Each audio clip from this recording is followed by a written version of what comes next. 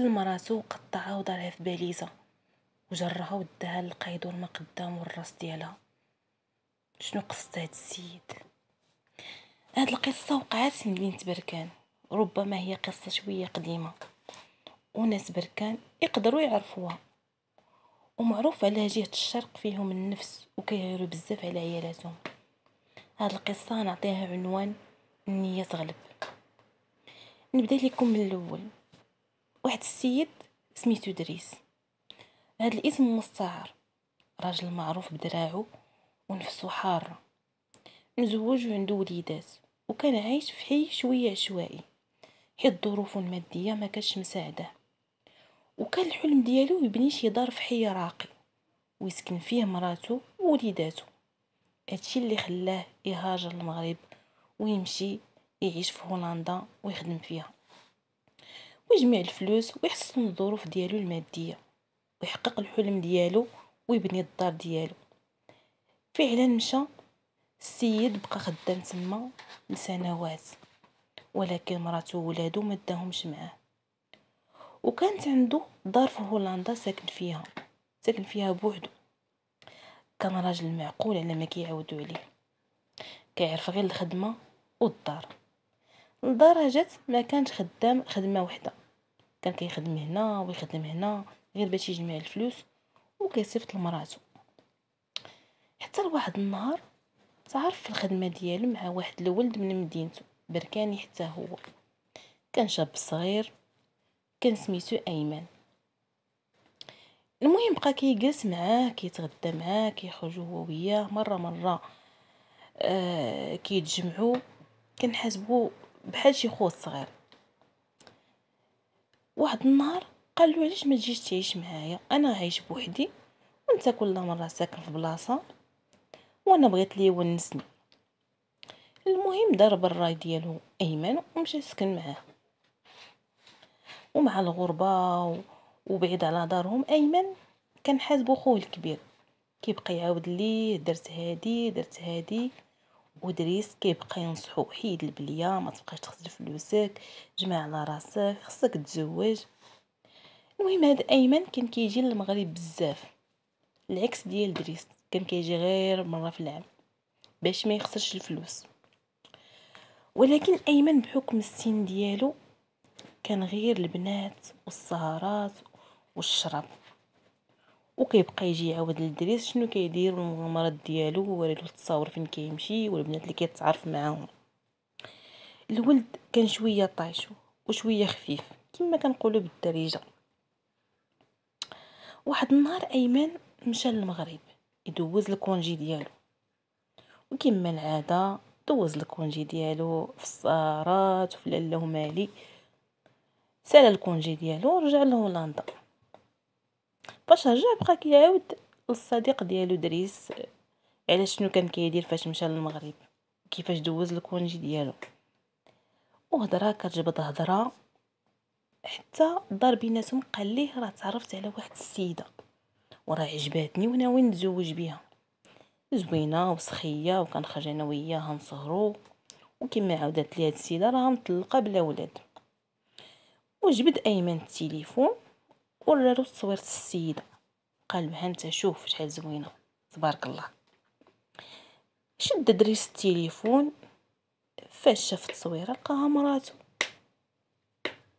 السيد تبت واخا راه الدم بدا تيغلي فيه. قال له هي هادي؟ قال له قال له كتخرج انت وياها؟ قال له كنخرجوا.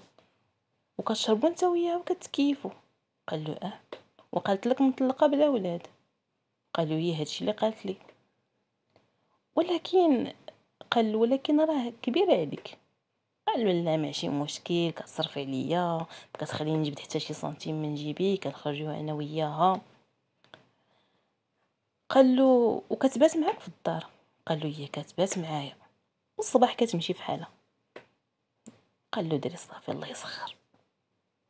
دريس تبت مزيان باش تاكد باللي ايمن وهو راه متعمدش يدير هادشي. هو اصلا ما عرفش عائلته شكون، ما عرفش مراته ولا ولادو، راه ما عرفهمش ايمن.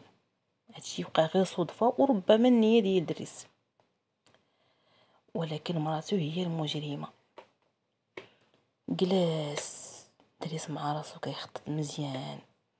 اول حاجه دارها غفل ايمن وخدا ليه التليفون وهز التصاور باش يبقاو دليل عنده، وبقى صابر حتى وصل للكونجي ديالو. وجد الدوزان ديالو من هولندا، مقدا اخر ما كاين، جنويه ديال الذبيحه، قنبه وجمع حوايجو ومشى للمغرب. جلس حتى ارتاح وما دار بحال ما واقع والو. خدا ولادو داهم للعائله ديالو ورجع جلس هو وياها وقال لها شنو بينك وبين ايمن؟ غتعاودي ليا كل شيء.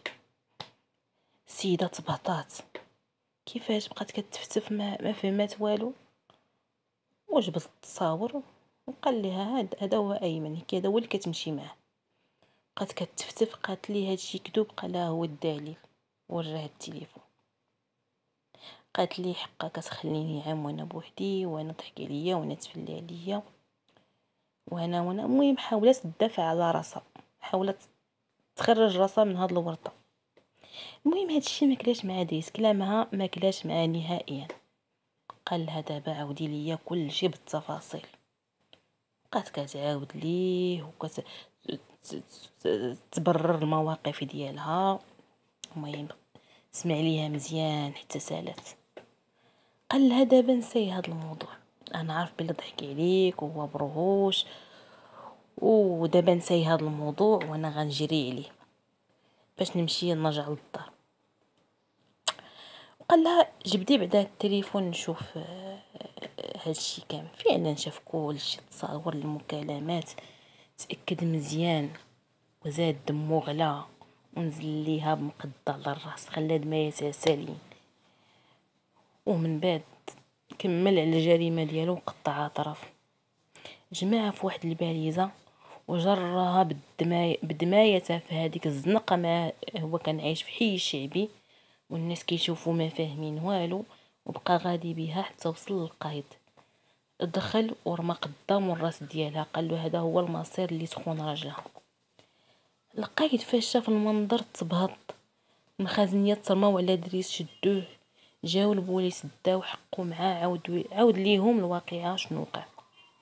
خدمت عليها، عمرني حرمتها من شي حاجه، دمرت عليها، عمرني جبعت راحه وانا نعاس، وهذا هو الجزاء ديالي، وفي الاخير تحكم عليا بهذا الحكم هذا. المهم كانت النهايه مأساويه ما بين دريس ومراته. فينا دريس دخل للسجن وتحكم، وتشتات عائله، الاولاد علم الله شنو وقع بهم. الخلاصه من هذا الشيء، السيده فعلا دارت معصيه وجريمه وتستحق العقاب بكل صراحه. ولكن حتى الزوج راه غلط. عمرك تخلي مراتك وولادك موراك ديما يكونوا معك، ولا تغبر عليهم عام؟ لا، على الاقل 3 شهور 4 شهور اجي طلع على ولادك. الزوج دار غلط حتى هو. ما تباعش الماديات وتخلي الجانب الاسري. فاش وقع الخيانه من الرجل لا من المراه، كاين القانون، ما تقتلها ما تقتلك، بركه عليه ولا عليها الشوهه اللي غدوز عليها. فاش تفضح ولا تفضح هي ولا يتفضح هو. الجريمه موراها غير الضايع، هو قتلها، دخل الحبس، مشات هي للقبر، الاولاد ضاعوا وبلا بحال والو غادي يكونوا تعقدوا، هو ضاع معاها. وكنساو واحد الحاجه، هي العداله الالهيه. راه مازال الله سبحانه وتعالى راه يقتص من اي واحد ظلم ولا تعدى ولا دار اي حاجه ما هياش.